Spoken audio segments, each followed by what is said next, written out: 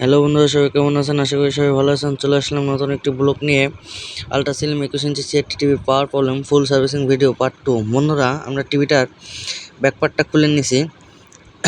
এখন আমরা সার্কিটটা রেলিং থেকে বাই করে নিচ্ছি। আমরা তার আগে এখানে সেন্সর তারটা অনেক ছোটো, তাই জন্য রেলিং থেকে সার্কিটটা বের হচ্ছে না, তাই আমরা সেন্সর তারটাকে খুলে নিলাম। এখন ডিকোজিং যে কেবলগুলো আছে, পাওয়ার কেবল, ডিকোজিং কেবল, মাইক কেবল, এভরিথিং সব কেবল আমরা খুলে নিছি। এখন আমরা একটা ডিজিটাল মিটার নিয়ে নিলাম, কারণ আমরা আমাদের ভোল্টেজ মেজারমেন্ট করে দেখতে হবে। আমরা মিটারটা সর্বপ্রথম ডিসিতে রাখলাম, 200-তে রেঞ্জ করছি। এখন সার্কিটটা আমরা অপর প্রান্তে ঘুরিয়ে নিচ্ছি। চলেন কাজটা শুরু করা যাক। স্টার্ট। বন্ধুরা, সর্বপ্রথম আমরা একটা এক্সট্রা এসি কর্ড নিয়ে নিছি। এখন এসি কর্ডটা সার্কিটের সাথে ইনপুট করে নিলাম। এখন সর্বপ্রথম আমরা যেটা দেখব সেটা হচ্ছে আমাদের এসি ভোল্টেজটা। তার আগে আরেকটা গুরুত্বপূর্ণ যে কাজটা করতে হবে সেটা হচ্ছে আমাদের সাপ্লাই রেজিস্ট্যান্স আছে 100 ভোল্টের যে সাপ্লাই রেজিস্ট্যান্স, সেটা খুলে নিতে হবে, কারণ আমাদের পাওয়ার ওকে নাই। অযথা বা হুটহাট করে যদি ভোল্টেজটা বেশি হয়ে যায়, সেক্ষেত্রে আমাদের প্রবলেম হতে পারে আদার্স অন্য সাইডে। তাই জন্য আমরা সাপ্লাই রেজিস্ট্যান্সটা খুলে নিলাম এবং সব ফিল্টারে যে রিজার্ভ কোনো ভোল্টেজ আছে নাকি সেটাও কিন্তু আমরা দেখে নিলাম। এখন আগে সর্বপ্রথম আমরা লাইনটা দিয়ে দেখি এখানে ভোল্টেজটা 100 আছে কি না। আমরা লাইনটা দিয়ে নিলাম। বন্ধুরা, আমরা এসিতে ইনপুট করে দিছি, কিন্তু কোনো রেসপন্স দেখতেছি না, এখানেও কোনো ভোল্টেজ নাই।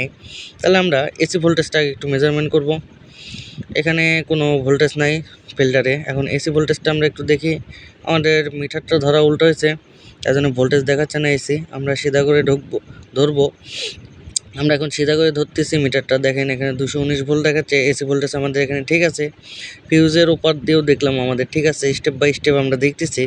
এখানে একটা কয়েল আছে বন্ধুরা, এই কয়েল পর্যন্ত আমাদের ভোল্টেজ অ্যাকুরেট আছে। কয়েলের উপরে আমরা ভোল্টেজটা দেখব। এখন এই পর্যন্ত আমাদের ভোল্টেজটা ওকে আছে। এখন আমরা এখানে সব ফিল্টারে কিন্তু মানে মেন ফিল্টারে যেটা, সেখানে কিন্তু আমাদের ডিসি ভোল্টেজ আসবে, এসি না, ডাইরেক্ট ডিসি আসবে। দেখেন এখানে একটা পিএফ আছে, এসির পিএফ। এই সিলিম সার্কিটে থাকে, অন্য চায়না সার্কিটে থাকে না। এটা চায়না সিলিম সার্কিট।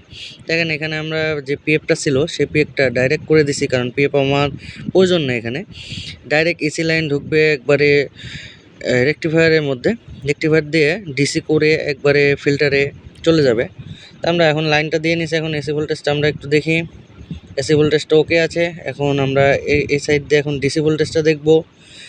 মেন ফিল্টারে যে ডিসি ভোল্টেজটা আছে নাকি, ডিসি ভোল্টেজ দেখেন 300 আপ করতেছে এবং আমাদের কিলোয় লাগানো আছে। কিলোয় এক টেকনিশিয়ান ভাই লাগাইছিল, সেখান পর্যন্ত আমাদের আপ ভোল্টেজ আছে এসিতে। এখন আমরা 100 ভোল্টেজটা দেখব। 100 ভোল্টেজ বর্তমান আমাদের ঠিক আছে। সিলিং সার্কিট 124 ভোল্টেজ, কোনো সমস্যা নাই। লোডে পড়লে কমে যাবে ভোল্টেজ, 110-এর কাছাকাছি চলে আসবে। এখানে রেজিস্ট্যান্সটা খোলা আছে, তাহলে আমরা সাপ্লাই রেজিস্ট্যান্সটা লাগিয়ে নিই। বন্ধুরা, সর্বপ্রথম আমরা সোল্ডারিং আয়রন দিয়ে এবং সাকার দিয়ে রাংটা উঠিয়ে নেব, আর যে ফোঁটাটা আছে সেটা আমরা ক্লিয়ার করে নেব। তারপর আমরা অপর প্রান্তে সার্কিটটা ঘুরিয়ে নিয়ে দেখুন আমরা রেজিস্ট্যান্সটা লাগিয়ে দিচ্ছি। আমরা রেজিস্ট্যান্সটা ভিতরে লাগিয়ে দিলাম এবং অপর প্রান্তে আমরা সোল্ডারিং আয়রন দিয়ে সোল্ডার করে দেব। একটু নিচ দিয়ে আপনারা ধরে নেবেন, কারণ অনেক সময় সোল্ডারিং করার সময় বাড়ে যায় অপর প্রান্তে। তা আমরা আগে সোল্ডারিং করে রাংটা দিয়ে ধরাই নিলাম। এখন আমরা রাং দিয়ে ভালোভাবে সোল্ডারিং করে দেব। দেখেন ভিতর দিয়ে আবার বাড়াই গেছে, আমি আবার নিচ দিয়ে ধরতেছি। আর এই টিভিটা এর আগেও এক টেকনিশিয়ান ভাই কাজ করছিল, দেখেন কিলোয় লাগাই দিছে, অরিজিনাল পাওয়ার নাই, এক্সট্রা করে পাওয়ার করে দিছে। আচ্ছা, ওটা কোনো প্রবলেম নাই, সিলিং সার্কিট লোড টানতে পারলেই হবে। এখন আমরা একটু ভোল্টেজটা দেখি। পাওয়ারটা আবার দিয়ে নিচ্ছি। দেখেন আমরা পাওয়ারটা দিয়ে নিচ্ছি 123 ভোল্টেজ সাপ্লাই দিয়ে, অপর প্রান্তে 123 ভোল্টেজ।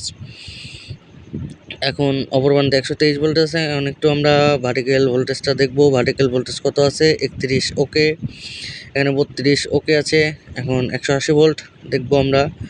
180 ভোল্টের জায়গায় 23 100 কোনো প্রবলেম নেই, সমস্যা নেই। এটা ভিডিও ভোল্টেজ 32। 5 ভোল্টেজটা আমরা দেখবো। 5 ভোল্টেজ, ও সরি বন্ধুরা, এখানে স্ট্যান্ড বাই করা আছে। স্ট্যান্ড বাই রিলিজ করতে হবে, না স্যার 5 ভোল্টেজ আসবে না। দেখেন আমি শর্ট করে স্ট্যান্ড বাই রিলিজ করলাম। এখন চ্যানেল বক্সে 5 ভোল্টেজটা দেখবো 4.8। চ্যানেল বক্সে 5 ভোল্টেজ ওকে। আমাদের টিভিটা কিন্তু রান হয়ে গেছে। 180 ভোল্টেজের এখানে ওকে আছে, আমাদের টিভিটা রান হয়ে গেছে। এখন আমরা আরেকটা কাজ করব। এখানে আমরা হরিজন্টাল সাইডের একটা পিএফ খারাপ দেখছি, সেই পিএফটা আমরা সোল্ডারিং করে আয়রন দিয়ে তুলে নিচ্ছি। দেখেন আমরা পিএফটা খোলা দেখছিলাম, আমরা একটু খুলে নিই, আটকে আছে। আবার সোল্ডারিং আয়রন দিয়ে আমরা পিএফটা খুলে নিলাম। এটা 4.7 450 ভোল্টের ক্যাপাসিটার। দেখেন পিএফ ক্যাপাসিটারটা ফুলে গেছে।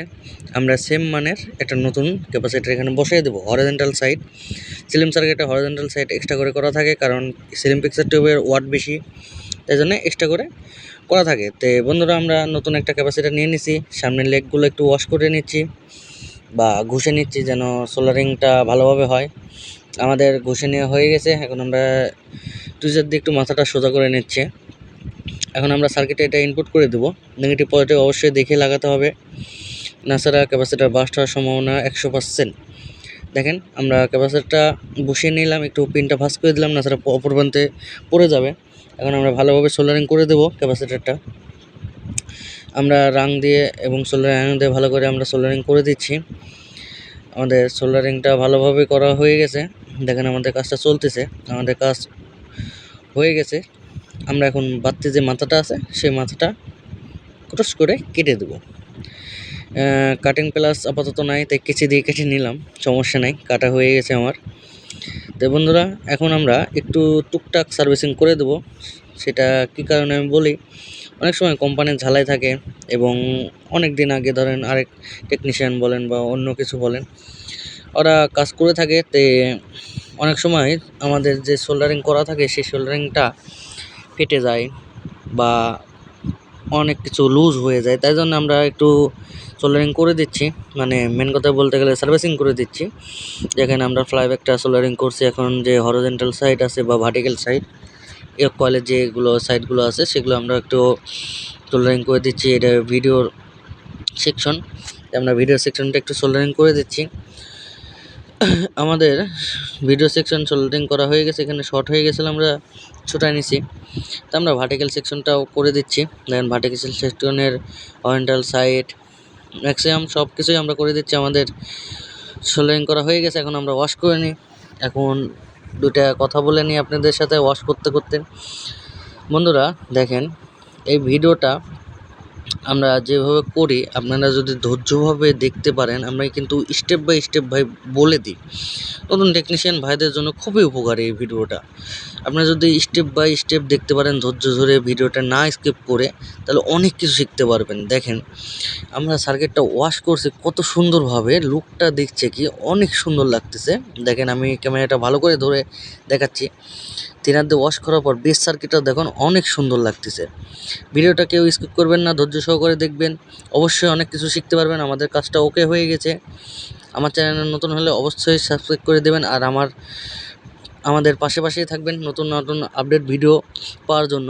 বন্ধুরা আমাদের কাজটা হয়ে গেছে, এখন আমরা সার্কিটটা রেলিংয়ের মধ্যে ভিড়িয়ে নিচ্ছি, আর প্রত্যেকটা কেবল আবার ইনপুট করে নেব, কারণ আমাদের কাজ কমপ্লিট।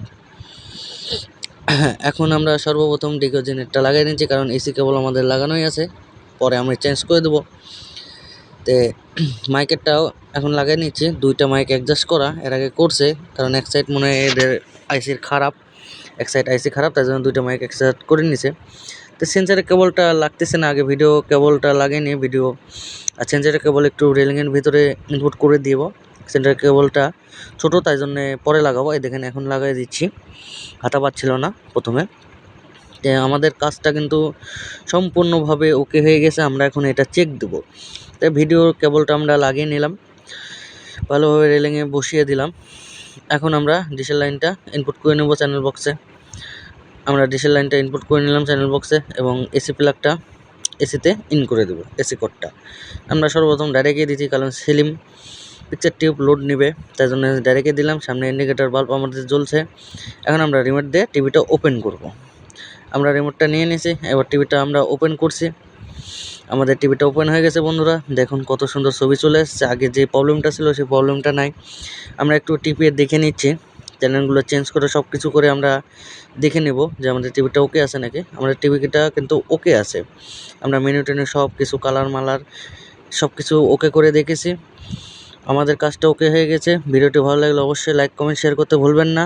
ওকে, ধন্যবাদ।